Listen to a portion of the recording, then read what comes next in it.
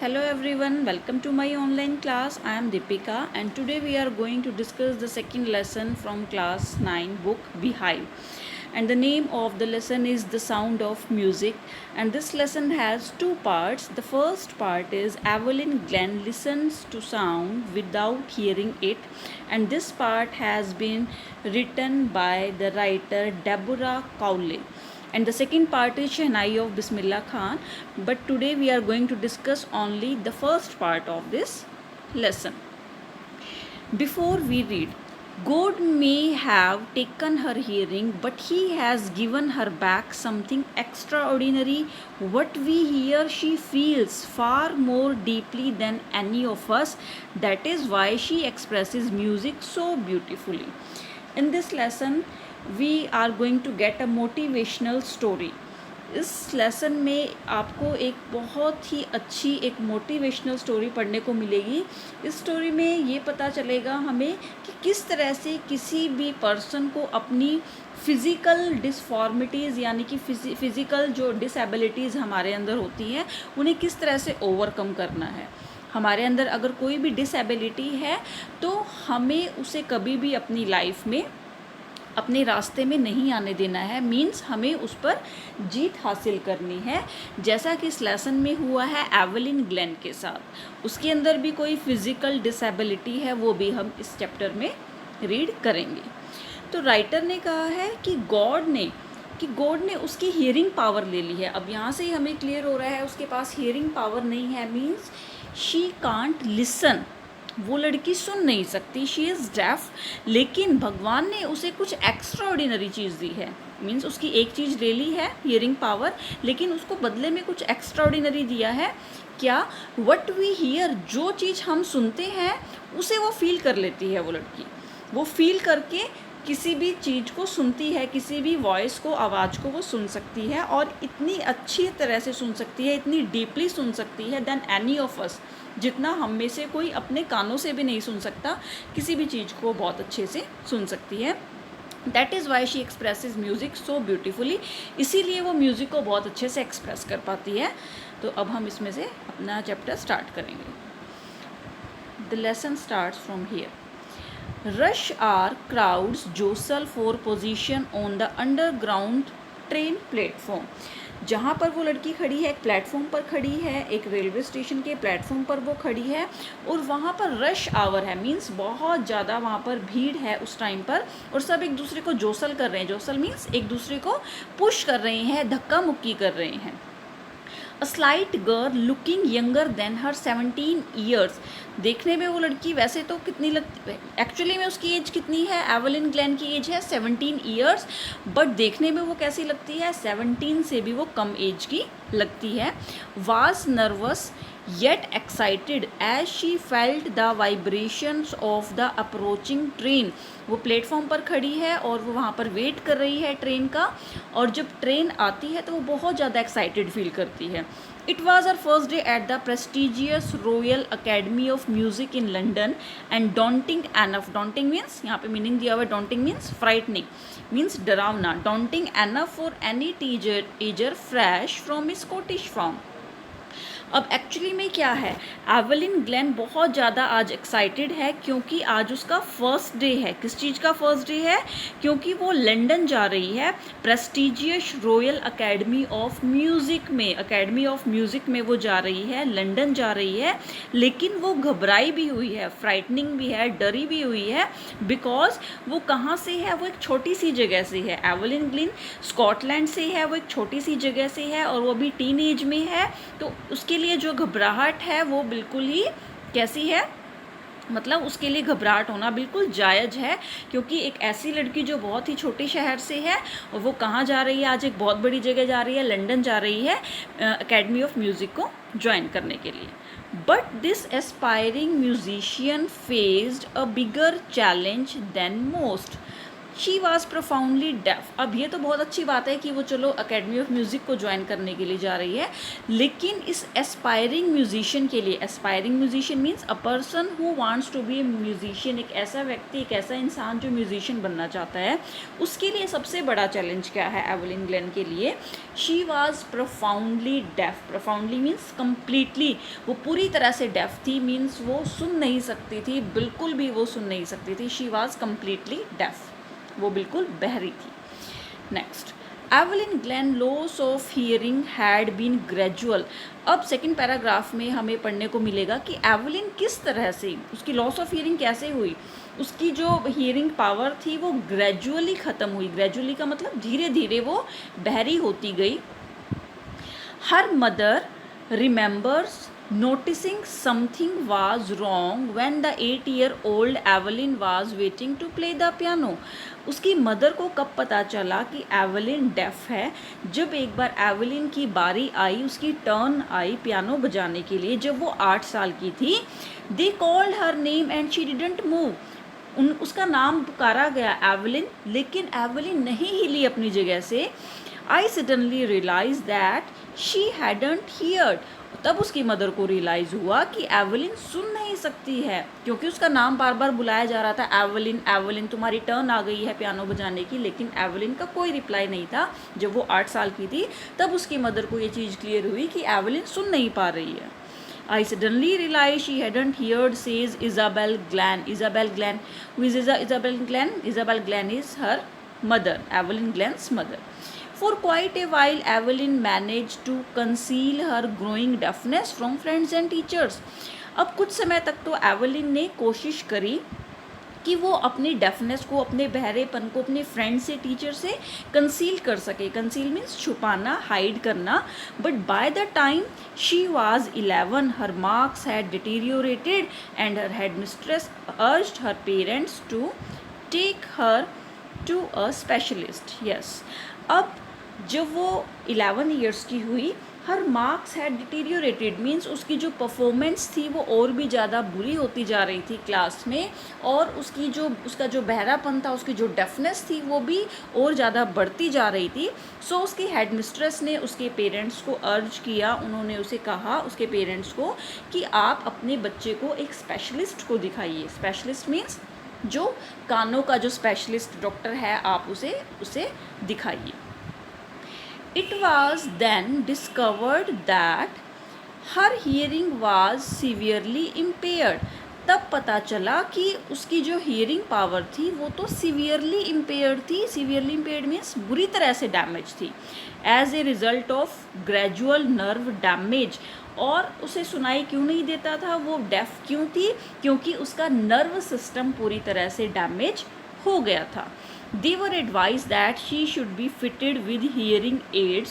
तो उसके पेरेंट्स को ये एडवाइस दी गई कि आप अपने बच्चे के कानों में हियरिंग एड्स लगवा दीजिए। What is hearing aids? एक छोटी सी मशीन होती है जो कान में इंस्टॉल कर दी जाती है, जिससे कि सुनने में थोड़ी बहुत हेल्प मिलती है।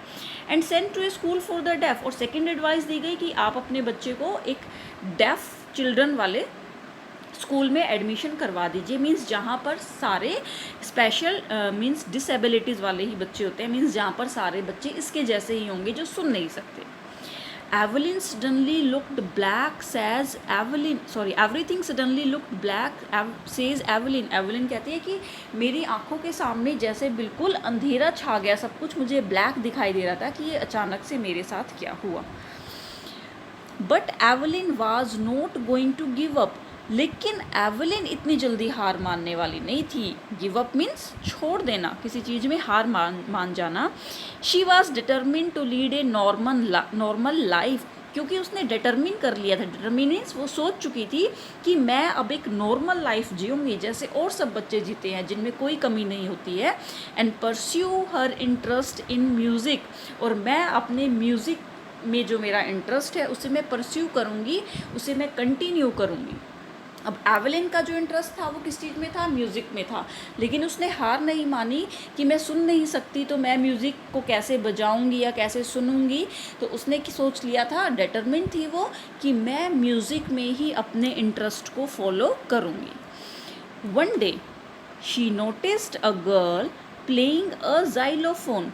एक दिन उसने नोटिस किया, एवलिन ने, एक लड़की को जाइलोफोन बजाते हुए, and decided that she wanted to play it too, और उसने डिसाइड कर लिया मैं भी जाइलोफोन बजाना सीखूंगी। What is xylophone?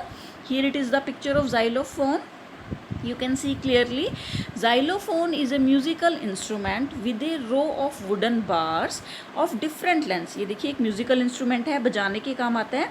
इस पे ये वुडन बार्स हैं, सारे लकड़ी के होते हैं ये बार्स, और इस अलग अलग लेंथ के होते हैं, कोई छोटा कोई बड़ा. ठीक है, तो इसे बोलते हैं हम जाइलोफोन. तो उसने डिसाइड किया कि मैं भी जाइलोफोन बजाना सीखूंगी. Most of the teacher discouraged her, but percussionist Ron Forbes spotted her potential. अब मोस्टली टीचर्स ने उसको डिस्करेज किया कि नहीं एवलिन, तुम ऐसा नहीं कर सकती हो, तुम कैसे म्यूज़िक बजाना सीखोगी, तुम तो खुद ही नहीं सुन सकती हो. उसे किसी ने एनकरेज नहीं किया, बल्कि सबने उसे डिस्करेज किया. सिर्फ एक ऐसा व्यक्ति था जिसने उसे एनकरेज किया. वो कौन था? He was Ron Forbes. Ron Forbes ने उसको एनकरेज किया. He began by tuning 2 large drums to different tones. उसने क्या किया? रॉन फोर्ब्स ने उसके सामने 2 बड़े बड़े ड्रम बजाए, अलग अलग नोट्स में. अलग अलग नोट्स मीन्स एक हाई पिच में बजाया, एक हाई साउंड के साथ, और एक लो पिच में बजाया, मीन्स एक लो साउंड के साथ. Don't listen through your ears, he would say. और वो उसने क्या कहा रॉन फोर्ब्स ने कि अब इस म्यूज़िक को अपने कानों से मत सुनो. कानों से तो वो वैसे भी नहीं सुन सकती थी. Try to sense it some other way. क्या कहा रॉन फोर्ब्स ने? कि तुम इस म्यूज़िक को किसी और तरीके से फील करने की कोशिश करो. Says Evelyn, suddenly I realized I could feel the higher drum from the waist up and the lower one from the waist down. अब एवलिन कहती है कि अचानक से मैंने रियलाइज़ किया कि मैं हाई पिच को, हाई साउंड को मैं कहाँ से फील कर पा रही थी? अपनी वेस्ट से ऊपर, अपनी वेस्ट से ऊपर ऊपर वाले हिस्से से, अपनी कमर से ऊपर वाले हिस्से से.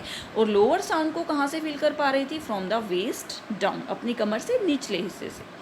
Forbes repeated the exercise. अब फोर्ब्स ने दोबारा से यही एक्सरसाइज रिपीट करी. कौन सी? वही ड्रम बजाने वाली. And soon Evelyn discovered that she could sense certain notes in different parts of her body. और एवलिन को रियलाइज़ हुआ कि मैं डिफरेंट पार्ट्स जो है म्यूज़िक के, मीन्स जो डिफरेंट नोट्स हैं, उनको मैं अपने बॉडी के डिफरेंट पार्ट से फील कर पा रही थी. पैरों से, कमर से, अपने डिफरेंट बॉडी पार्ट से वो महसूस कर पा रही थी म्यूज़िक को. दो शी कुडंट हियर, वो सुन नहीं सकती थी, लेकिन she could feel the music, वो म्यूज़िक को फील कर सकती थी. I had learn to open my mind and body to sound and vibration. मैं ये सीख चुकी थी कि किस तरह से मुझे अपनी माइंड को और अपनी बॉडी को पूरी तरह से खोलना है. किस चीज़ के सामने? जब भी कोई साउंड आएगी, जब भी कोई वाइब्रेशन होगी. जब म्यूज़िक बजता है तो वाइब्रेशन तो होती है उसकी, तो वो उस वाइब्रेशन को फील कर सकती थी. The rest was share determination and hard work. और बाकी उसे किस चीज़ की ज़रूरत थी? वो थी share determination. Share determination means only determination, means दृढ़ निश्चय कर लेना, एंड हार्ड वर्क, मेहनत करना. म्यूज़िक को तो उसने फील करना शुरू कर दिया था, और अब उसको सिर्फ 2 ही चीज़ों की ज़रूरत थी. डिटर्मिनेशन जो उसके अंदर था, and hard work, and she was hard working girl. तो इन दोनों चीज़ों की हेल्प से वो सक्सेसफुल लाइफ में हो सकती थी. She never look back from that point onwards. अब उसके बाद से उसने कभी भी पीछे मुड़कर नहीं देखा. She toured the United Kingdom with a youth orchestra, and by the time she was 16, she had decided to make music her life. वो यूनाइटेड किंगडम भी गई अपने यूथ ऑर्केस्ट्रा के साथ. ऑर्केस्ट्रा मीन्स एक ग्रुप होता है म्यूजिशियंस का, उसमें बहुत तरह तरह के म्यूजिशियंस होते हैं जो अलग अलग तरह के इंस्ट्रूमेंट्स प्ले करते हैं. और जब वो 16 ईयर्स की हुई, उसने डिसाइड कर लिया था कि म्यूज़िक ही मेरी लाइफ होगी, मैं म्यूज़िक में ही अपना करियर बनाऊंगी. She auditioned for the Royal Academy of Music. उसने रॉयल अकेडमी ऑफ म्यूज़िक के लिए ऑडिशन भी दिया, and scored one of the highest mark in the history of the academy. और वो एक ऐसी लड़की थी जिसने उस अकेडमी में अब तक की हिस्ट्री में सबसे ज़्यादा मार्क्स लेकर दिखाए. She gradually moved from orchestral work to solo performances. अब धीरे धीरे, ग्रेजुअली मीन्स स्लोली स्लोली, धीरे धीरे ऑर्केस्ट्रल वर्क से वो सोलो परफॉर्मेंस देने लगी। मीन्स पहले वो ग्रुप में परफॉर्मेंस देती थी और अब ग्रेजुअली वो सोलो, इंडिविजुअल, अकेले ही परफॉर्मेंस उसने देना स्टार्ट किया। At the end of her 3 years course, she had captured most of the top awards. और 3 ईयर तक कोर्स करने के बाद उसने मोस्टली टॉप अवार्ड्स वो जीत चुकी थी। शी हैड कैप्चर्ड इट, वो बहुत सारे अवार्ड्स वो ले चुकी थी। And for all this Evelyn will not accept any hint of heroic achievement. If you work hard and know where you are going, you will get there. And she got right to the top, the world's most sought after multi-percussionist with a mastery of some 1,000 instruments and hectic international schedule. लेकिन उसके बाद भी Evelyn ने अपने आप की जो heroic achievement थी उसने उसे एक्सेप्ट नहीं किया। एवलिन क्या कहती है कि अगर तुम मेहनत करते हो और तुम्हें ये पता है कि तुम्हें कहाँ जाना है तो तुम वहाँ पर डेफिनेटली पहुँच जाओगे। मीन्स अगर हमें पता है हमें लाइफ में क्या अचीव करना है, then we can easily get it. And she got right to the top, और वो उसी ऊंचाई पर पहुंच गई। कहाँ पर? वर्ल्ड की सबसे ज़्यादा मोस्ट सोट आफ्टर मीन्स जिसे सबसे ज़्यादा पसंद किया जाता था, वो वर्ल्ड की सबसे ज़्यादा लाइक्ड मल्टी परक्यूशनिस्ट बनी। मीन्स उसे तरह तरह के डिफरेंट म्यूज़िकल इंस्ट्रूमेंट्स वो बजाना जानती थी। With a mastery of some 1,000 instruments, yes, she could play thousands of instruments. वो thousands में मीन्स 1000 वो इंस्ट्रूमेंट्स बजा सकती थी। उसे पता था कि कौन सा इंस्ट्रूमेंट कैसे प्ले करना है। एंड हैक्टिक इंटरनेशनल शेड्यूल, और उसका जो इंटरनेशनल शेड्यूल था बहुत ही हैक्टिक था। हैक्टिक मीन्स बिजी था, वो बहुत बिजी रहती थी क्योंकि उसे इंटरनेशनल फ्लाइट्स भी मीन्स उसे दूसरी कंट्रीज़ में भी उसे जाना होता था। It is intriguing to watch Evelyn function so effortlessly without hearing. So what is the meaning of the word intriguing? Intriguing means fascinating and curious. ऐसी कोई चीज़ जो बहुत ही ज़्यादा अट्रैक्टिव होती है, बहुत ही ज़्यादा क्यूरियस होती है। तो राइटर क्या कह रही है? राइटर कह रही है कि एवलिन को देखना, फंक्शन में, किसी फंक्शन में काम करते हुए देखना, फंक्शन करते हुए देखना मीन्स काम करते हुए देखना एवलिन को बहुत ही इंट्रिगिंग है, बहुत ही इंटरेस्टिंग है। सो एफर्टलेसली विदाउट हियरिंग, जब उसे हम काम करते हुए देखते हैं तो ऐसा लगता है उसे कोई ज़्यादा एफर्ट नहीं लगाने पड़ रहे हैं। बिकॉज विदाउट हियरिंग, एक तो वो सुन भी नहीं सकती है और उसे ज़्यादा एफर्ट भी नहीं लगाने पड़ रहे होते हैं, तो उसे काम करते हुए देखना, उसे कोई म्यूज़िकल इंस्ट्रूमेंट बजाते हुए देखना बहुत ही ज़्यादा इंटरेस्टिंग होता है। इन अवर 2 hour discussion she never missed a word, man with busy beards give me trouble. अब राइटर कह रही है कि जब मैंने उसका इंटरव्यू लिया तो इन अवर 2 hour डिस्कशन, हमारी 2 घंटे तक डिस्कशन चली, and she never missed a word, और उसने एक भी वर्ड नहीं छोड़ा। उसने क्या बताया कि ऐसे आदमी जिनकी बुशी बियर्ड्स होती हैं, मीन्स बहुत ज़्यादा घनी जिनकी दाढ़ी होती है, वो मुझे कई बार ट्रबल करते हैं, उनसे मुझे परेशानी होती है। शी लाफ्ड, और वो हंसी। यहाँ पे पिक्चर दिखाई गई है एवलिन ग्लिन की। It is not just watching the lips, it is the whole face, especially the eyes. अब क्या कहती है एवलिन कि सिर्फ मैं उन आदमियों के सिर्फ लिप्स ही नहीं देखती हूँ, watching the lips, it is the whole face, बल्कि पूरा चेहरा देखना होता है, specially the eyes, specially eyes को। She speaks flawlessly with this Scottish lilt, और जब वो बोलती है बिल्कुल फ्लोलेसली वो बोलती है। फ्लोलेसली मीन्स विदाउट ए फॉल्ट, वो बोलते हुए कोई भी मिस्टेक नहीं करती है, उसका एक भी वर्ड इधर से उधर नहीं होता है, बिल्कुल फ्लोलेसली बोलती है वो विदाउट मिस्टेक। और क्या बोलती है, किस लैंग्वेज में बोलती है? Scottish lilt. Scottish lilt means way of speaking, means Scottish language में वो विदाउट एनी मिस्टेक बोलती है। Because she is a Scottish girl, वो स्कॉटलैंड से है। My speech is clear because I could hear till I was 11। अब इसमें Evelyn बता रही है कि मेरी स्पीच क्लियर इसीलिए है क्योंकि जब मैं 11 ईयर्स की थी, आई कुड हीयर, मैं तब सुन सकती थी, she says. But that doesn't explain how she manage to learn French and master basic Japanese. लेकिन उसने ये एक्सप्लेन नहीं किया है कि किस तरह से उसने फ्रेंच सीखी और किस तरह से उसने जैपनीज़ लैंग्वेज भी सीखी। उसे जापानीज़ लैंग्वेज भी आती है बोलनी और वो फ्रेंच भी बोल सकती है। ये उसने अपने इंटरव्यू में एक्सप्लेन नहीं किया। As for music she explain, और जहाँ तक म्यूज़िक की बात है वो एक्सप्लेन करती है, it pores in through every part of my body. वो कहती है कि म्यूज़िक मेरी बॉडी के हर पार्ट में है। It tingles in the skin, tingles means causes is slight pricking और स्टिंगिंग सेंसेशन। जैसे अगर हमें कोई थोड़ी सी गुदगुदी भी कर दे तो हम टिंगलिंग फील करते हैं, मीन्स हमें गुदगुदी होती है। तो वो कहती है कि मेरी स्किन में ये मुझे टिंगल करता है।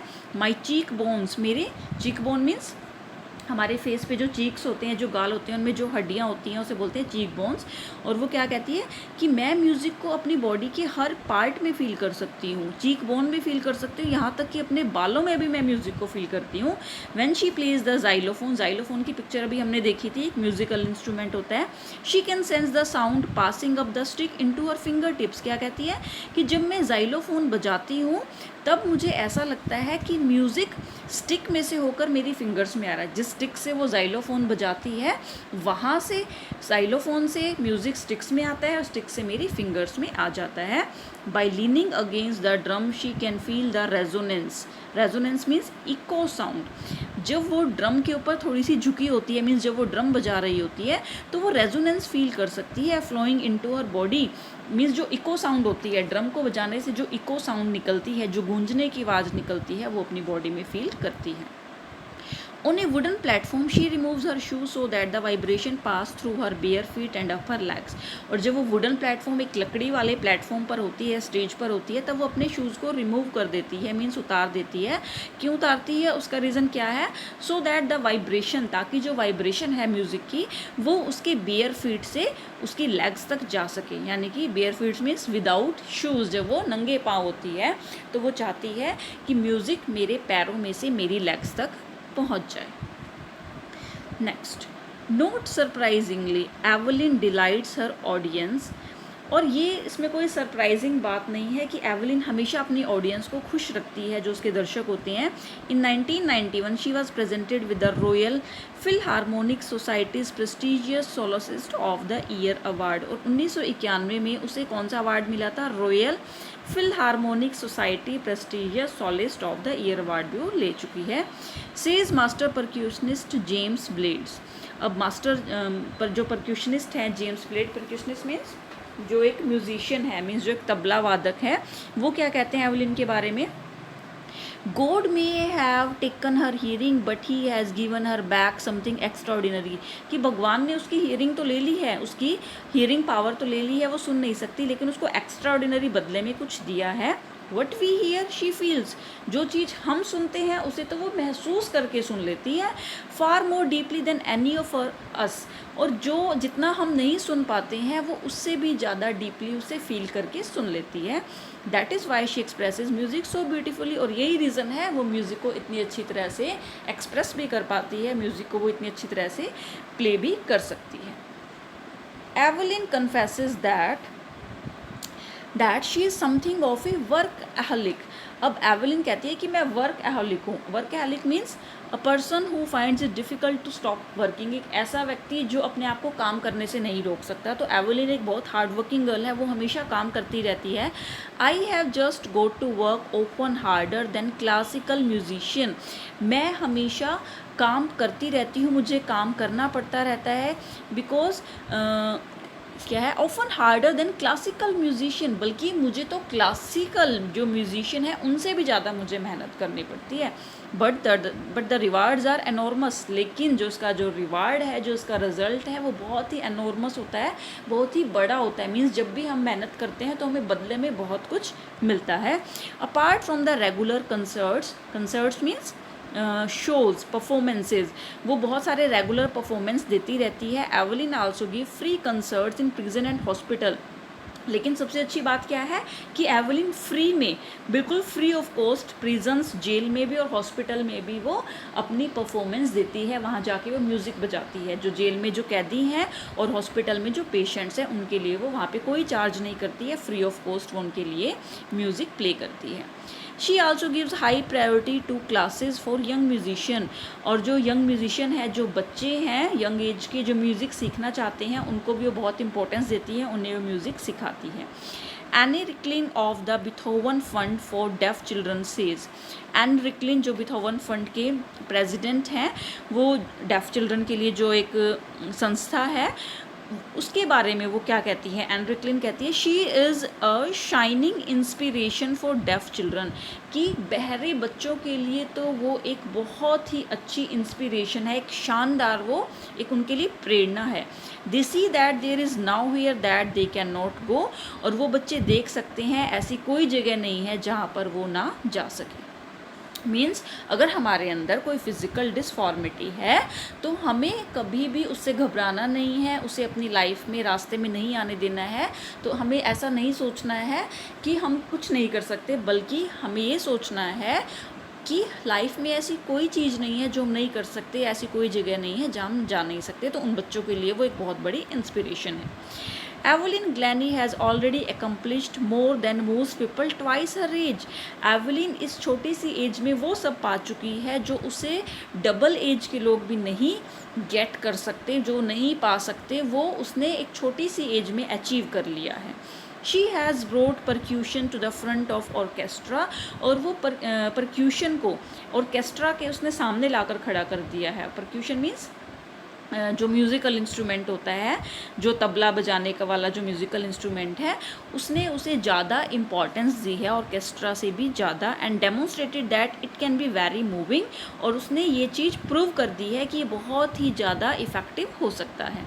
She has given inspiration to those who are handicapped, उसने उन लोगों को इंस्पिरेशन दी है जो हैंडीकैप्ड पीपल हैं, जिसमें कोई ना कोई क्या है, कोई ना कोई फिज़िकल डिसेबिलिटी है। हु लुक टू हर, जो उसकी तरफ देखते हैं और क्या कहते हैं, if she can do it I can, और वो लोग एवलिन ग्लेन की तरफ देखते हैं और क्या कहते हैं कि अगर एवलिन ये सब कर सकती है तो मैं भी कर सकता हूँ, हम भी इस काम को कर सकते हैं। And note the least she has given enormous pleasure to millions, और सबसे बड़ी बात क्या है कि उसने मिलियंस ऑफ पीपल को, करोड़ों लोगों को उसने बहुत ज़्यादा खुशी दी है, उन्हें इंस्पिरेशन देकर। So this was the lesson. I hope आप सबको ये लेसन अच्छे से समझ में आया होगा, और ये एक बहुत ही मोटिवेशनल स्टोरी थी। आपको इन रियल लाइफ इसे अप्लाई करना चाहिए, इससे कोई ना कोई आपको कोई लेसन सीखना चाहिए। और हम इसके बाद में क्वेश्चन आंसर भी डिस्कस करेंगे। Till then take care and bye bye.